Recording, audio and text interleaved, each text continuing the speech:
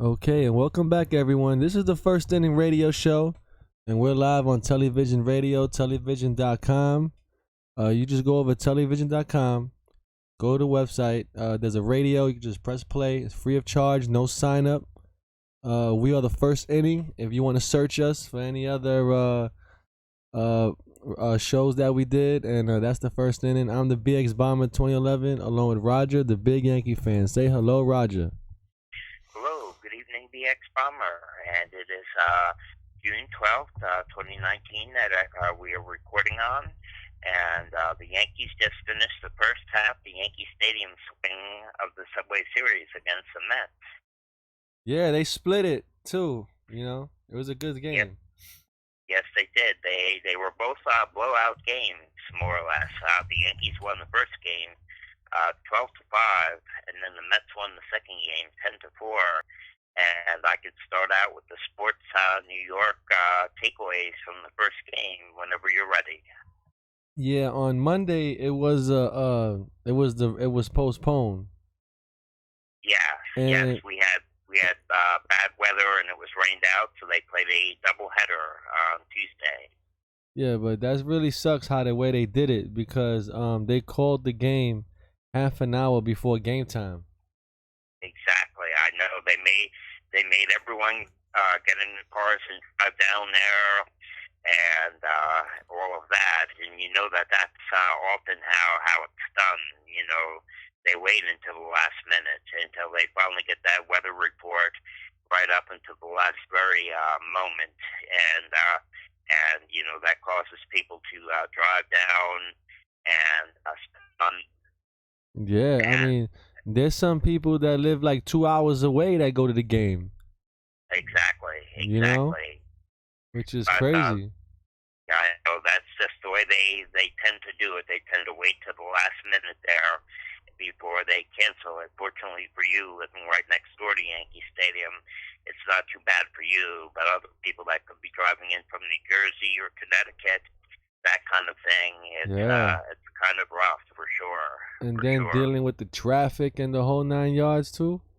Exactly. Man. Exactly. And the first game was a strong Yankees win, and the takeaways. And before we go into the takeaways, and they really dropped the ball too by making the game a 2-entry doubleheader.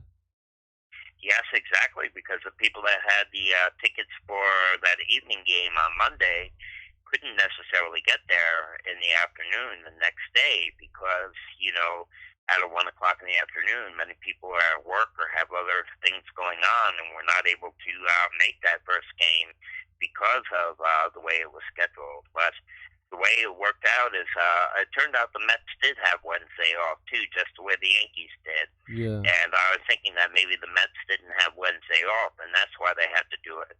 But the way that you described, where they could have had the one game last night and the game the next night, on Wednesday night, but they just simply didn't do that. The Yankees flew off to Chicago last night after the game, and they're spending the day off in Chicago right now. Actually, right now in Yankee Stadium, they just played. Excuse me. They just finished playing the high school championship game. Oh wow! Yeah. That would have been nice to go to, actually. Wow, yeah. That's pretty good. I don't know how to get a ticket to that, but yeah, it's probably like only for the kids of the school and parents and stuff like that. Oh, maybe. But anyway, for the first game, it was a strong Yankees 12-5 win. And number one of the first game's 5 takeaways is the bats were hot to kick off the Subway Series stint. The Yankees put together 15 hits with 5 players collecting multi-hit games. Number 2 is Luke Voigt sparked the Yankees' 5-run 4th inning that allowed them to pull away from their crosstown rival. He belted a 3-run homer that was followed up later in the inning by Gio Urshela, who hit a 2-run bomb, while Zach Wheeler as well.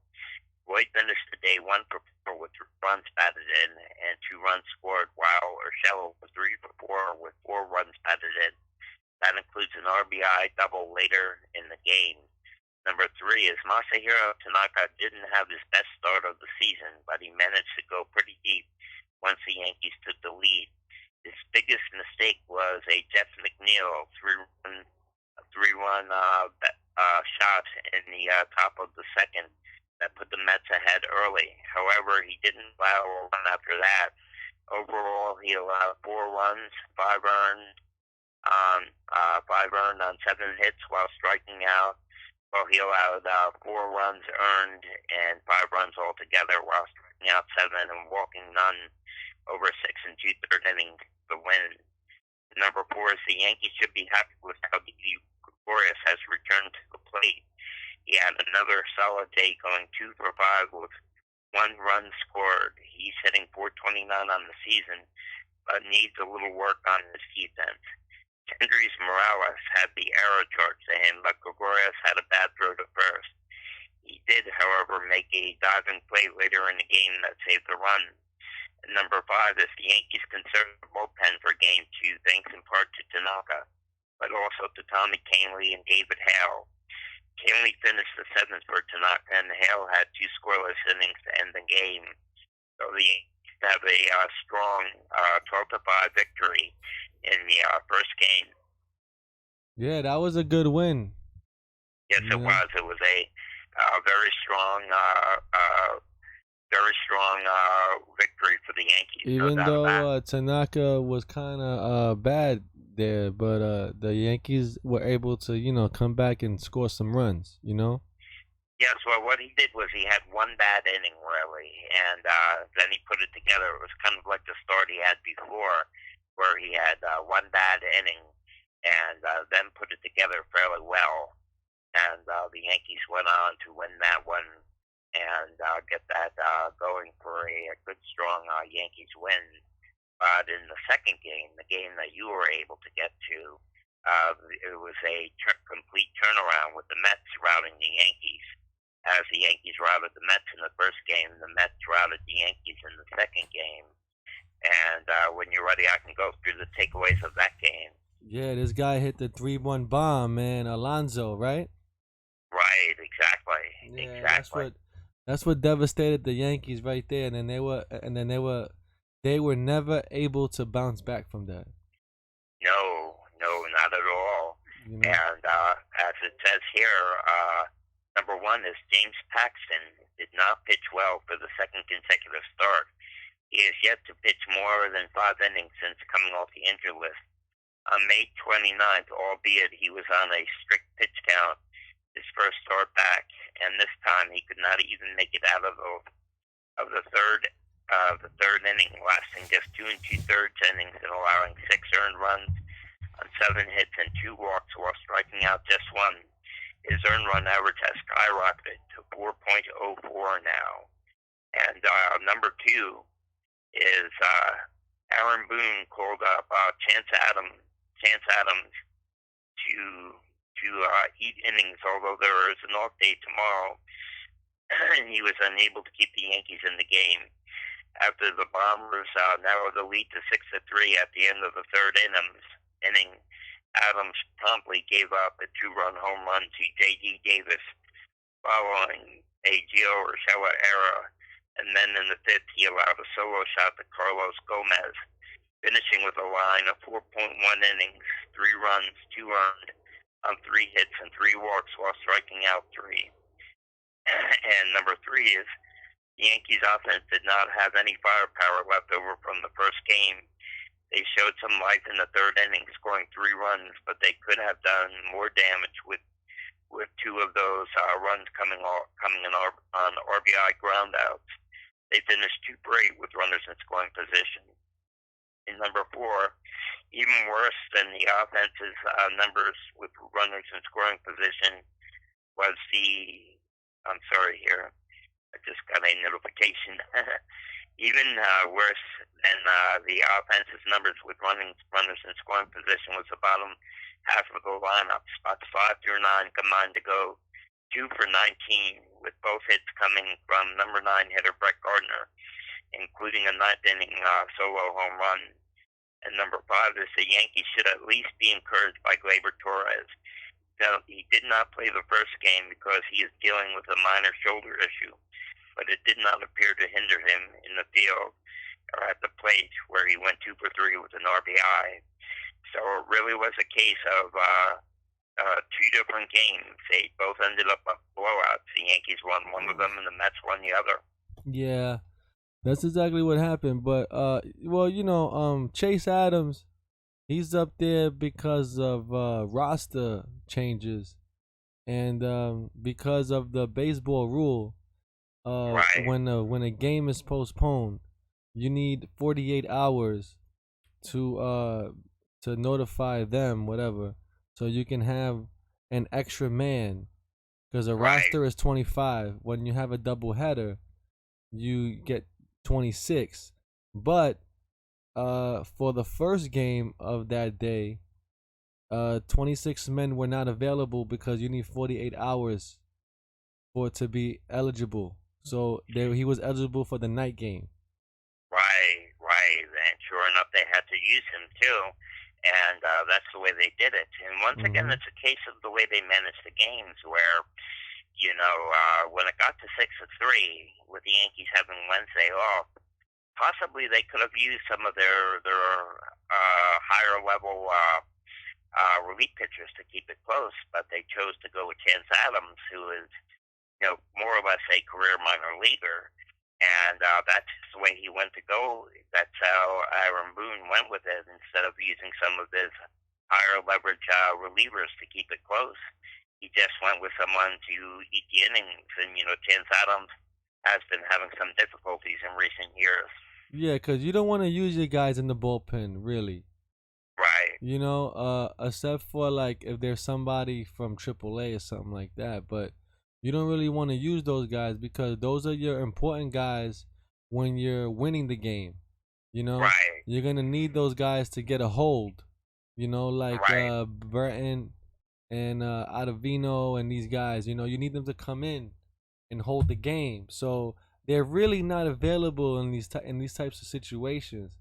Yeah. But the Yankees are making the correct roster move by doing that because of the situation that we got. We only have 4 pitching starters. Right. Right. We don't even have a 5th starter. Technically, we don't. And so they worked the roster. They brought him up, and he tried his best. Yes, yes. I mean, you certainly can't fault him for that. I mean, he did the best he can. I'm pretty sure he was nervous.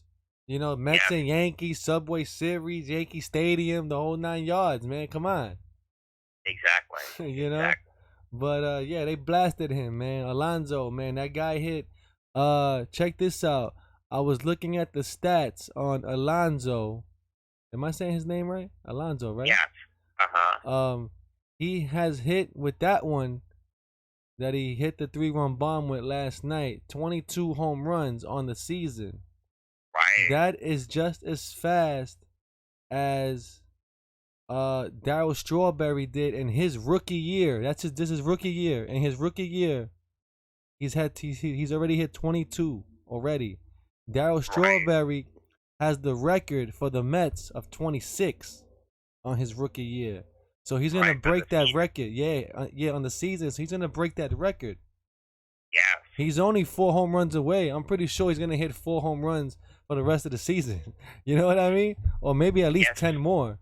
Yes, the Mets really do have some good young players, like McNeil. McNeil is a very good young player that they have leading off for them, that is getting a lot of hits and batting well over 300. And McNeil looks really good. And Alonso looks like the Mets' Aaron Judge, more or less, to start the season anyway, the way he has come up. And he has hit a lot of home runs in his rookie year. Yeah, that's good for them, Yes, exactly. And let's see if he's definitely going to break that record. He's probably on pace to hit at least close to 40 home runs somewhere. Oh, sure. I would say so.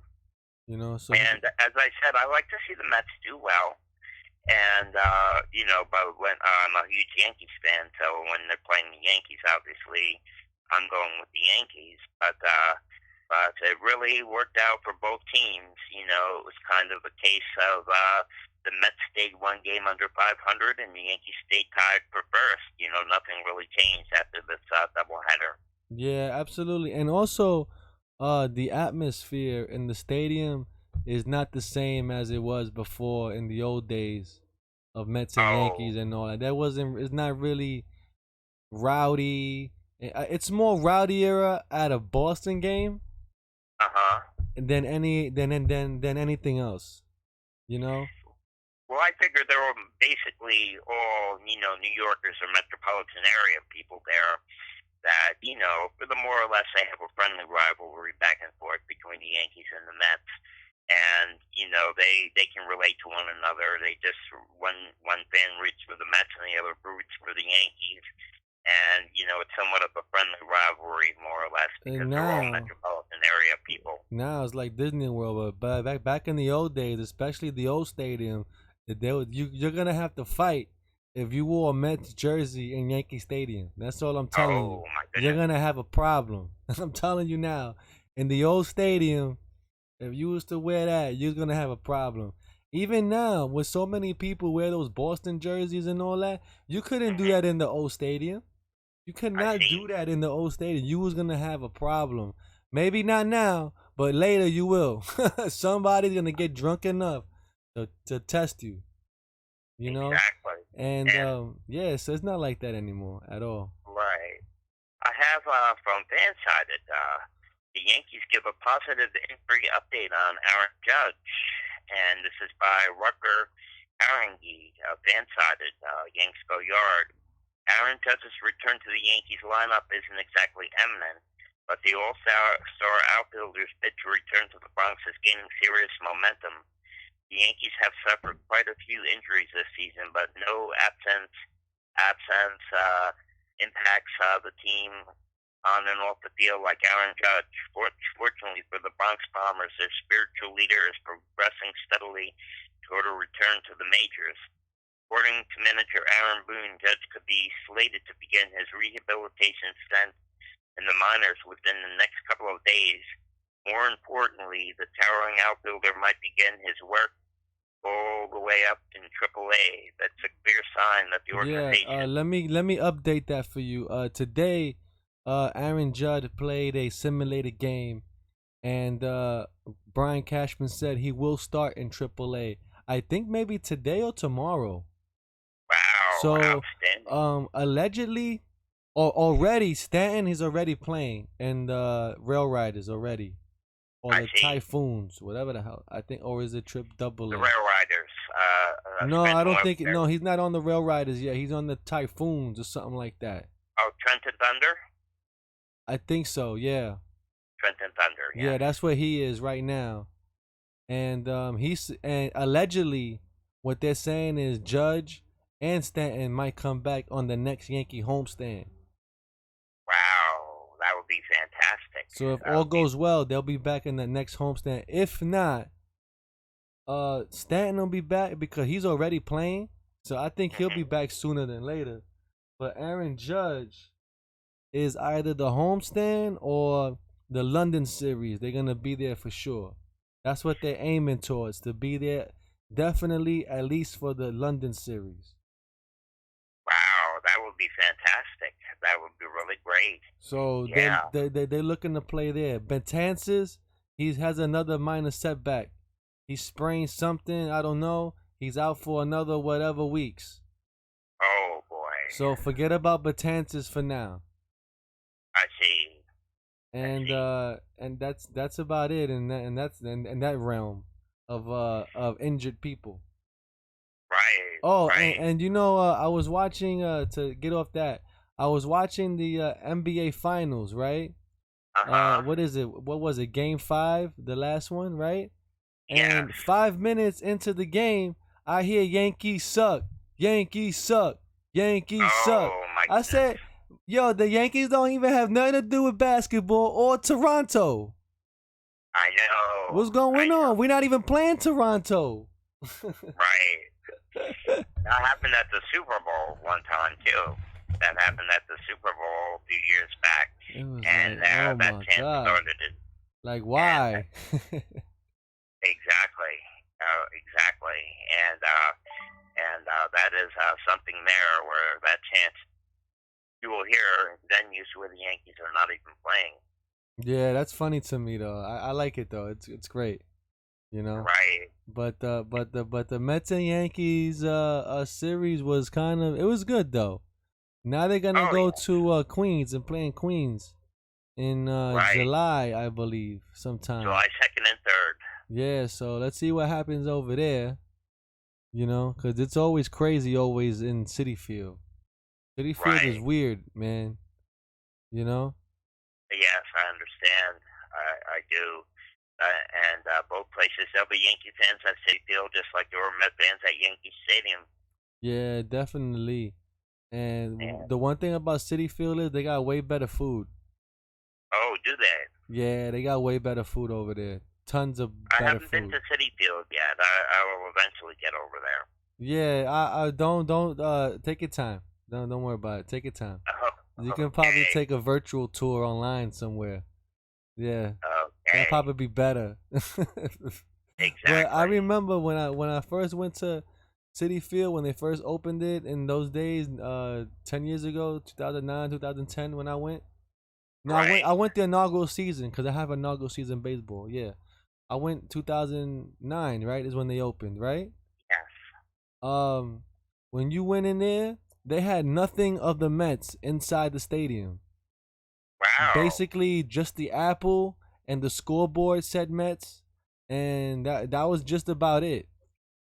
You Hmm. know, they didn't have any statues or anything. It's like if they could have put any team up, and that would have been their stadium.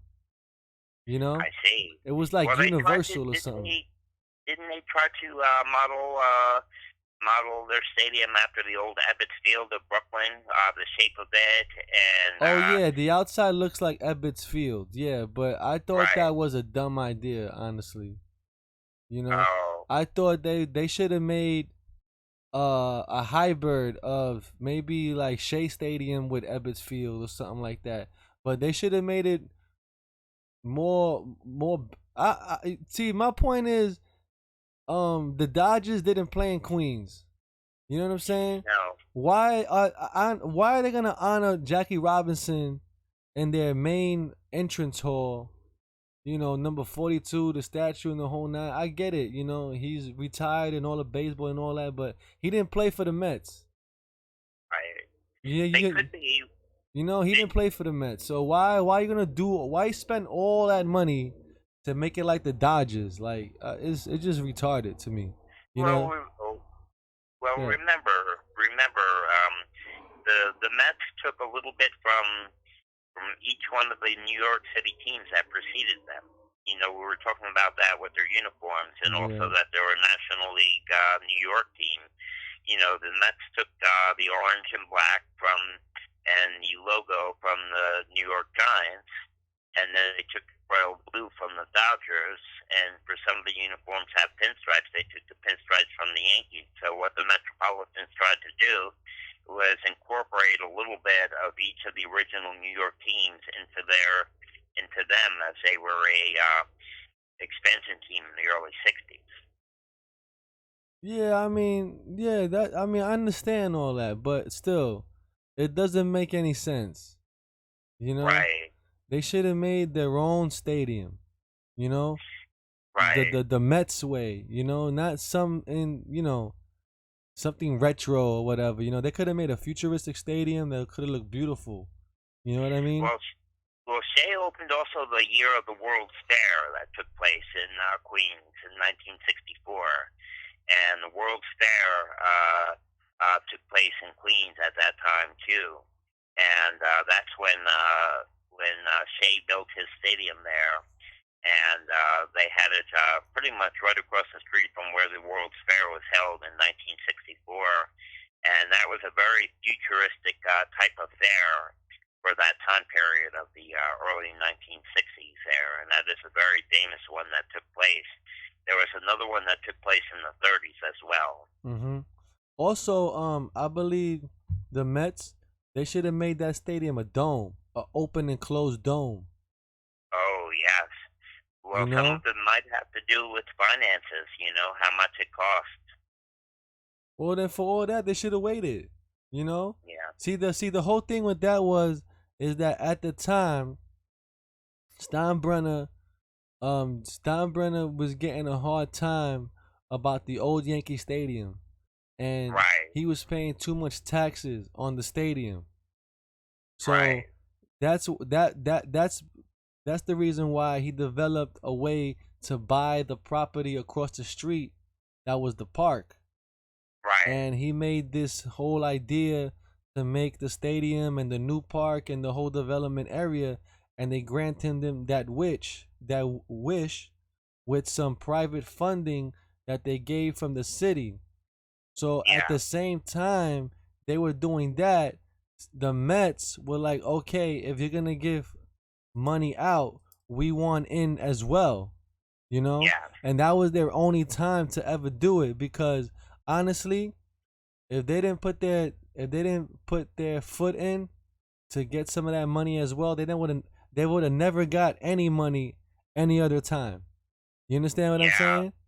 That was their only Yes. chance of changing Shea Stadium into something else.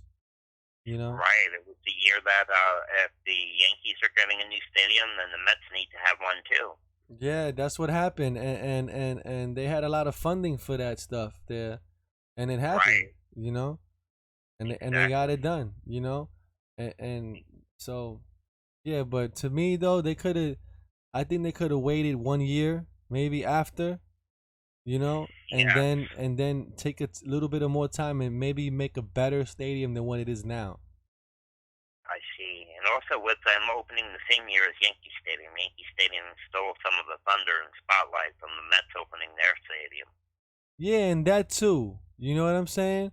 It didn't Yeah. it didn't become spotlighted like you said. You Right. know? So that kind of something too. Yeah, they should have waited and maybe planned it a little better, you know? Yeah. The Yankees, that was all the big talk, and that was what was making the pages, sports pages and newspapers, was the new Yankee Stadium opening, and Citi Field was kind of secondary in comparison to the way the media was covering the new Yankee Stadium. And they wanted to be like us making the original stadium, you know? Right. So, they could have incorporated the Polo Grounds with Ebbets Field and the new Hmm. Yankee Stadium. They could have did all that too. Yeah, yeah. It was a number of things that could have If, taken place if you there. want to do it like that, like if you want to, like you said, you want to honor the history of how you got your pinstripes and colors and all that, you could have did it that way too.